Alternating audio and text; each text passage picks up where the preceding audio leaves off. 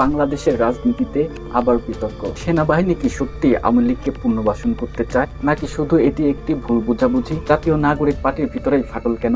হাসনাত আব্দুল্লাহর পোস্টের পরে কেন শুরু হলো ভিন্ন? এই বক্তব্যের কেন্দ্রে আছে সেনাপ্রধান ওয়াকারুজ্জামান। তবে কি বলছেন তিনি? আওয়ামী লীগ নিষিদ্ধ হবে কি, নাকি রিফাইন্ড আওয়ামী লীগ নামে নতুন রূপ নিতে পারে? বাংলাদেশের রাজনীতিতে নতুন মোড়ের জনগণের মতামত কি? যদি সত্যি বাংলাদেশের রাজনীতির নতুন মোড় নেয়, পুরো ঘটনাটি জানার জন্য ভিডিওটি শেষ পর্যন্ত দেখুন। এখানে থাকছে এমন কিছু তথ্য যা অন্য কোথাও পাবেন না। চলুন শুরু করা যাক।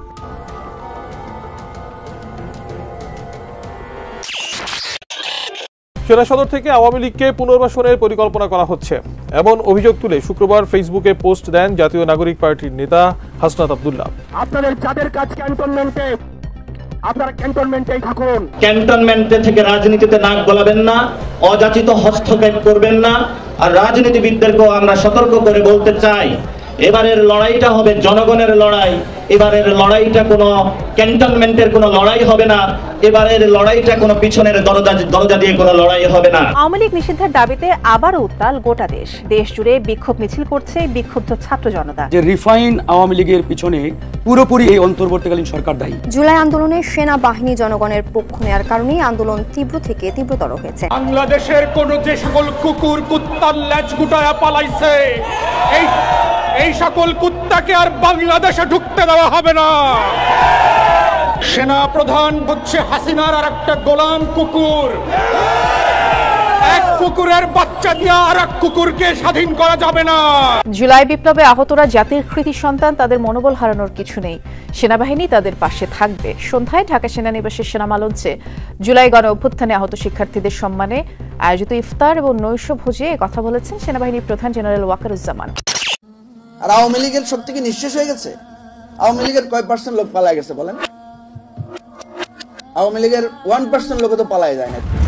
আমাদের সাথে যে আলোচনাটি হয়েছে সেনাবাহিনীর ঊর্ধ্বতন কর্তৃপক্ষ কর্তৃক, আমরা যে আওয়ামী লীগকে ছাত্র নাগরিক রাস্তার মধ্যে তাজা রক্ত ঢেলে দিয়ে বাংলাদেশ থেকে উৎখাত করেছি, আজকে সেই আওয়ামী লীগকে পুনর্বাসনের জন্য ষড়যন্ত্র করা হচ্ছে। বিদেশে বসে ষড়যন্ত্র অব্যাহত রয়েছে।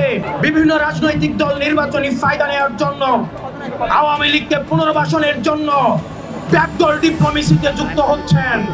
এক খাপে দুই তলোয়ার যেভাবে থাকতে পারে না, ঠিক একইভাবে 5 আগস্ট পরবর্তী সময়ে বাংলাদেশে আওয়ামী লীগ এবং এনসিপি থাকতে পারে না। সেনাবাহিনীকে নিয়ে হাসনাত আব্দুল্লাহর এই বক্তব্য কি চাপে পড়েছে জাতীয় নাগরিক পার্টি? বিষয়টির গুরুত্বই বা কতটুকু? একটি রাজনৈতিক দলের গুরুত্বপূর্ণ নেতা সেনাবাহিনীকে নিয়ে বিতর্কিত পোস্ট দিলে কি হতে পারে?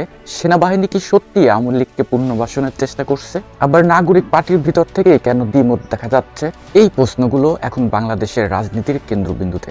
জাতীয় নাগরিক পার্টির নেতা হাসনাত আব্দুল্লাহর সাম্প্রতিক ফেসবুক পোস্ট, এটি নিয়ে চলছে রাজনৈতিক অঙ্গনে তুমুল সমালোচনা। হাসনাত আব্দুল্লাহর অভিযোগ, ক্যান্টনমেন্ট থেকে আওয়ামী লীগকে নতুন করে গুছিয়ে আনার পরিকল্পনা করা হচ্ছে। কিন্তু দলেরই আরেক নেতা সার্জিস আলম বলেছেন, সেনাপ্রধান কোনো প্রস্তাব দেননি, বরং এটি তার একটি অভিমত দিয়েছেন। সেনাপ্রধানের বক্তব্য প্রস্তাব নাকি অভিমত?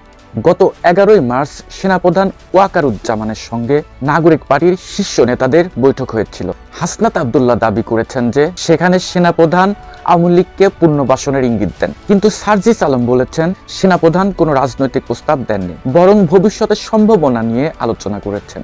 এমন দ্বিমত কেন? তাহলে সত্যি আসলে কি নাগরিক পার্টির মধ্যে এত বিভাজন কেন? হাসনাত আব্দুল্লাহর বক্তব্যের পর নাগরিক পার্টির অন্যান্য নেতারা তার বক্তব্যের বিরোধিতা করেছেন। নাসিরউদ্দিন পাটোয়ারি বলেছেন, সেনাপ্রধানকে নিয়ে এমন বক্তব্য শিষ্টাচার বহির্ভূত। সার্জিস আলমও বলেছেন, এমন বক্তব্য সেনাবাহিনী ও রাজনৈতিক দলগুলোর আস্থার সংকট তৈরি করতে পারে। আব্দুল্লাহ হান্নান মাসুদ সরাসরি মন্তব্য করেছেন, দলের দুই নেতা দুই রকম বলছেন, এর মানে একজন মিথ্যা বলছেন। এটি কি কেবল মত পার্থক্য, নাকি নাগরিক পার্টির মধ্যে বড় ধরনের বিভাজনের সূচনা? সেনাবাহিনী কি সত্যি আওয়ামী লীগকে পুনর্বাসন করতে চাচ্ছে? হাসনাত আব্দুল্লাহর বক্তব্য যদি সত্যি হয়, তাহলে এটি বাংলাদেশের রাজনৈতিক ভবিষ্যতের জন্য কতটুকু গুরুত্বপূর্ণ? যদি সত্যি সেনাবাহিনী আওয়ামী লীগকে ফিরিয়ে আনতে চায়, তাহলে জনগণের প্রতিক্রিয়া কি? অন্যদিকে যদি এটি একটি নিছক গুজব হয়, তাহলে কেন এটি রাজনৈতিক বিতর্কের কেন্দ্রবিন্দুতে পরিণত হলো? আওয়ামী লীগ প্রসঙ্গ আবার কেন সামনে এলো? 5 আগস্ট ঘটনার পর বিভিন্ন মহল থেকে আওয়ামী লীগকে নিষিদ্ধের দাবি উঠেছিল। কিন্তু কয়েক মাস পর এই প্রসঙ্গ আবার সামনে এলো কেন? বিএনপি বলেছে আওয়ামী লীগের বিচার না হলে তারা আবার ফিরে আসবে। জামাতে ইসলাম সহ আরো কিছু দল আওয়ামী লীগের নিষিদ্ধের পক্ষে, তবে বিএনপির অনেকেই দল হিসেবে নিষিদ্ধের পক্ষে নয়, বরং আওয়ামী লীগের যে সমস্ত নেতাকর্মী অপরাধ করেছে তাদের শাস্তির পক্ষে। এটি কি সত্যি একটি রাজনৈতিক ষড়যন্ত্র নাকি নতুন কৌশল? এই বিতর্কে সেনাবাহিনী কি বলছে? সত্যি তো এটা যে তারা এখন পর্যন্ত কিছু বলেনি। গতকাল 23 মার্চ সেনাপ্রধান তার এক বক্তব্যে বলেছেন জুলাই অভ্যুত্থান আন্দোলনের নেতাদের কোনো ভয় নেই, তবে সেনাবাহিনীর পক্ষ থেকে এখনো সরাসরি কোনো কিছু বলা হয়নি। রাজনৈতিক বিশ্লেষকেরা বলছেন সেনাবাহিনীকে রাজনৈতিক বিতর্কে টেনে আনলে আরো জটিলতা তৈরি হতে পারে। তাহলে নাগরিক পার্টি কি চাপে পড়তে যাচ্ছে? এই বক্তব্য নাগরিক পার্টির জন্য কতটুকু ক্ষতিকর?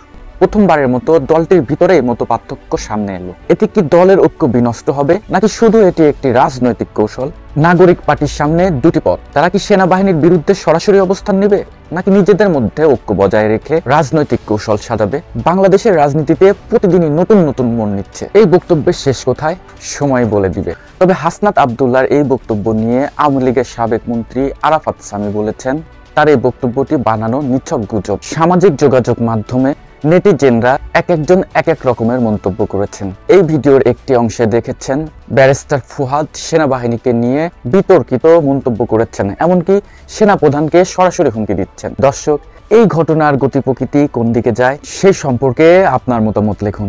ভিডিওটি লাইক, কমেন্টস এবং শেয়ার দিয়ে পাশে থাকুন এবং অন্যদের জানার সুযোগ করে দিন। আজ এ পর্যন্তই। ভালো থাকবেন। আল্লাহ হাফেজ।